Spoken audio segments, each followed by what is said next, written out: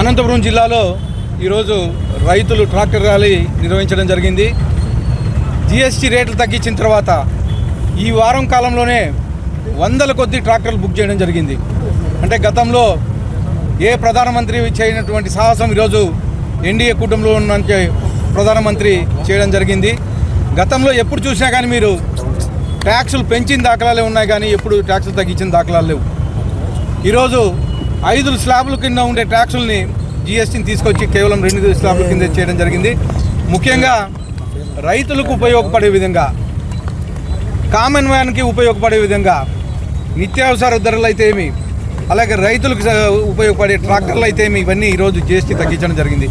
గతంలో ట్రాక్టర్ల మీద 12% ఉండేది, ఈరోజు కేవలం 5% మాత్రమే ఛార్జ్ చేస్తున్నారంటే 7% సేవింగ్ జరుగుతూ ఉంది. అలాగే గతంలో నిత్యావసర సరుకులు కొన్ని 18% ఉండేటివి, కొన్ని 12% ఉండేటివి, అవన్నీ తీసుకొచ్చి ఈరోజు కేవలం 5% మాత్రమే కలెక్ట్ చేస్తూ ఉన్నారు.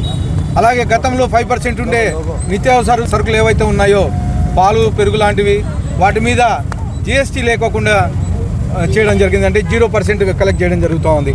గతంలో అనంతపురం అంటానే కరువు జిల్లాగా పేరుండేది. దాన్ని మా ముఖ్యమంత్రి వర్యులు ఈరోజు నారా చంద్రబాబు నాయుడు గారు హార్టికల్చర్ హబ్గా నిలిపి ఈరోజు దేశంలోనే అనంతపురం జిల్లానే ప్రప్రథమ స్థానంలో పెట్టిన ఘనత మా ముఖ్యమంత్రి నారా చంద్రబాబు నాయుడు గారు అని చెప్పి తెలియజేస్తాను. దేనికంటే ఇజ్రాయెల్ టెక్నాలజీ తీసుకొచ్చి, డ్రిప్ ఇరిగేషన్ తీసుకొచ్చి, హెచ్ఎన్ఎస్ఎస్ వాటరు 2013లో తీసుకొచ్చి అనంతపురం జిల్లాని సస్యశ్యామలం చేశారు. అప్పుడు గతంలో కేవలం 1800 క్యూసెక్లు మాత్రమే అనంతపురం జీడిపల్లి రిజర్వాయర్కి వచ్చేది. కానీ ఈరోజు గత 100 రోజుల్లో 3500 కోట్లతో కంప్లీట్ చేసి ఈరోజు 1800 క్యూసెక్లని 3800 క్యూసెక్లు నీరు అనంతపురం జిల్లాకు తీసుకొని రావడం జరుగుతుంది.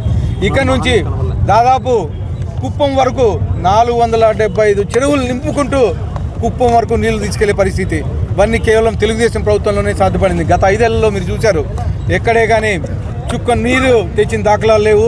అలాగే ఎవరికే కానీ డ్రిప్ ఇరిగేషన్ ఇచ్చిన దాఖలాలు లేవు. అంటే మా ముఖ్యమంత్రి వారిలో కమిట్మెంట్తో ఉండే ముఖ్యమంత్రులు ఏదైతే చెప్పారో అది చేసే పరిస్థితి మీరు చూశారు. తల్లికి వందనం గతంలో కేవలం ఇంటికి ఒకరికి మాత్రమే ఇచ్చేవాళ్ళు. ఈరోజు ఇంట్లో పిల్లలు ఎంతమంది ఉంటే తల్లికి వందనం అంతమందికి ఇచ్చే పరిస్థితి. అలాగే దీపకం పథకం కింద 3 సిలిండర్లు. ముఖ్యంగా మొన్నటికి మొన్న డిఐసి 16,347 ఉద్యోగాలు ఏదైతే మేము సూపర్ 6లో చెప్పామో దాన్ని కంప్లీట్ చేసి మొన్న లాస్ట్ వారంలో అపాయింట్మెంట్ ఆర్డర్స్ ఇచ్చే పరిస్థితి. గత ముఖ్యమంత్రి జగన్మోహన్ రెడ్డి మాదిరిగా మేము అబద్ధాలు చెప్పి పవర్లోకి రాలేదు. గతంలో నాకు ఒక ఛాన్స్ ఇవ్వని చెప్పేసి 5 ఏళ్ళు ముఖ్యమంత్రిగా వచ్చి సర్వనాశనం చేసి స్టేట్ని 20 ఏళ్ళు వెనక్కి వెళ్ళే పరిస్థితి. కానీ కేవలం సంవత్సరం కాలంలోనే అనేకమైనటువంటి డెవలప్మెంట్స్, ఇండస్ట్రీస్ వస్తున్నాయి. దాదాపు ఈ సంవత్సరం కాలంలో 10 లక్షల కోట్ల పెట్టుబడులు వచ్చినాయంటే అది కేవలం మా ముఖ్యమంత్రి మీద, అలాగే మా యువ నాయకుడి మీద, నారా లోకేష్ గారి మీద నమ్మకంతో దాదాపు 10 లక్షల కోట్ల పెట్టుబడులు వచ్చినాయంటే మా గవర్నమెంట్ మీద నమ్మకంతో అని చెప్పేసి గర్వంగా చెప్తున్నాం. 10 లక్షల కోట్ల పెట్టుబడులే కాకుండా 10 లక్షల ఉద్యోగాలు వచ్చాయి.